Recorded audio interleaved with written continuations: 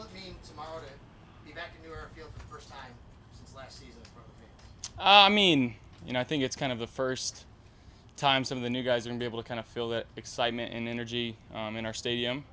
We always talk about defending our dirt, and it starts tomorrow. So, I'm assuming there's going to be quite a large fan base there, and we're excited to get in there and excited to kind of practice and show what we've been working on. Josh, can you remember when you took the field in that practice a year ago? Were you taken aback by the response for just a random night practice? Absolutely.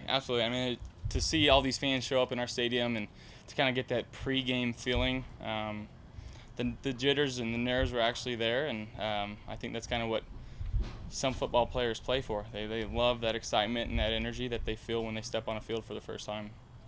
Josh, the past couple of days, I don't know today's shows, so they're telling D-line not to rush as hard, maybe stay close to the line, but it seems like a lot of your ball's been back down at the line of scrimmage. Is that something that you've got to adjust in your release, or is that more there's some tall defensive linemen? Well, Marcel, there's some tall defensive linemen. Without the pads and without actually trying to get to the quarterback, those D linemen tend to stay back and put their hands up, and it's a little bit of cheating the drill, but at the same time, it's something I got to work on as well. If it's happened a couple times, and maybe something to think about, just kind of moving, finding a window to find some of these underneath routes. So it's something we'll keep an eye on, but it's something that's not a big concern for me.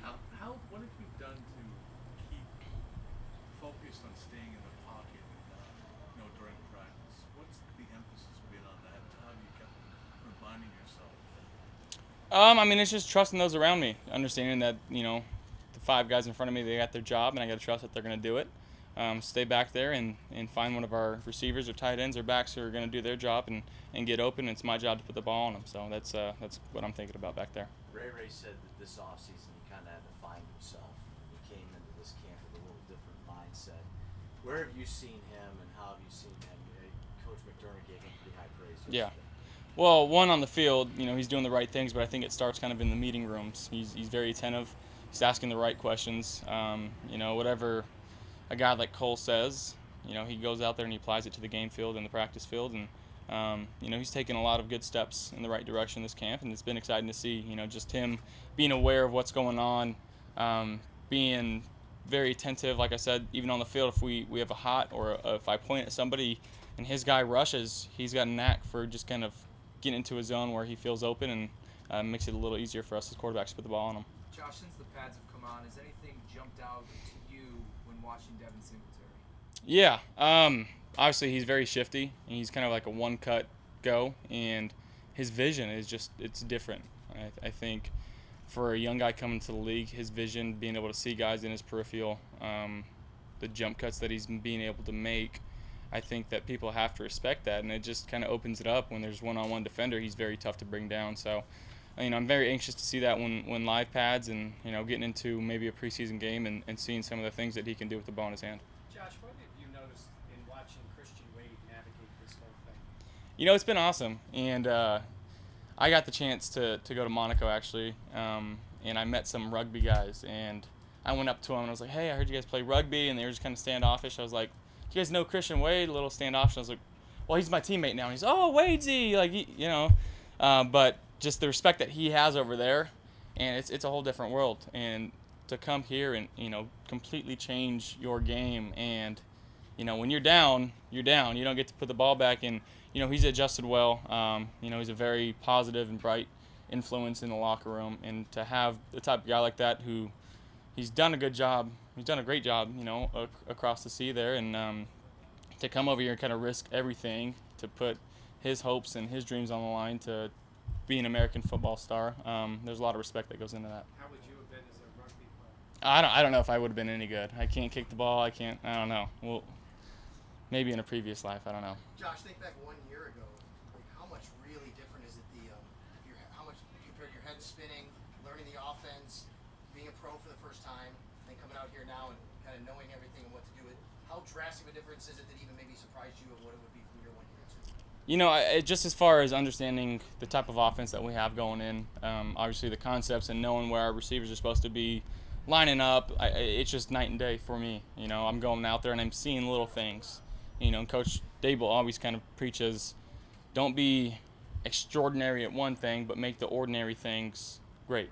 So that's what we've been trying to work on, and just seeing these little things, and whether he's lined up, one of our guys lined up a little too far outside, bringing him in. If he's got a block force, letting him know he's got the safety. I think that part of my game has been evolving, and it's going to continue to grow as time goes on, and as we get reps going on forward here. And but I think that's very large in part due to Coach Dable and Coach Dorsey and what they've been able to kind of instill in me. So All the how work have you you've done- adjusted to the demands of being the starter in training camp? Whether, like, just look at today. I mean, you've got team meetings, you've got practice, you do the NFL Network, you do a corporate tent, now you're doing this. How have you accustomed yourself to that kind of schedule and make sure that you still got time for the football? Well, I made the bet, I got to lay in it. It kind of comes with the territory here. I understand what kind of being a quarterback entails, and I wouldn't want any differently. I love playing this game, love playing this position, and whatever's kind of thrown my way, just got to handle it. And that's kind of been a thing that can apply on and off the field. We're going to have times of adversity, or something's going to change, and you've got to roll with the punches. And I've got a family saying that's APO, adjust, persevere, overcome. So I know my dad's back there, so that's good one to throw in there. Josh, you've done a lot of work on the short to intermediate game, and we've talked about it over and over again.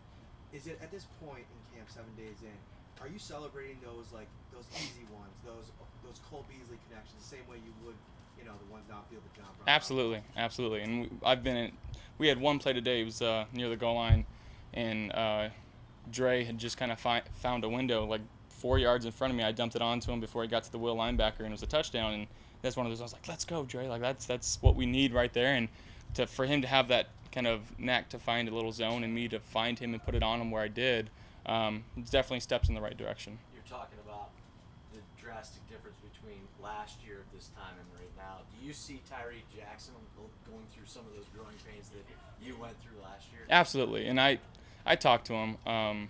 The limited amount of opportunities that you get when you're kind of running with the threes, and he's got the big arm like I had, and you want to make the big play when it's there, and sometimes you want to force it because you get one or two opportunities in practice to do it. But I think the first couple of days he might have tried to force something down the field, where now he's kind of like, okay, let's make the right play. And I think, when you start making the right play, you're going to have more opportunities. You have a first row seat to that entire defensive line. Who has jumped out to you after 7 days? Maybe that wasn't on your radar last year. That, man, they're really getting after it. I'm looking at a bruise on my calf from Ed Oliver. So, no, he's been really good. He's just the aggressiveness that he kind of brings to that D-line. Obviously, when I'm watching practice, I see Star, and especially in run game when we go 9-on-7, his ability to kind of hold up two guys and be in the gap there, and that opens up our linebackers to move freely. And obviously, you got Jerry and Trent on the outside that are doing their thing. And I can go on and on. Jordan Phillips had a pick 6 in practice yesterday, and when you got a big guy touchdown, that's rare, so you got to celebrate those.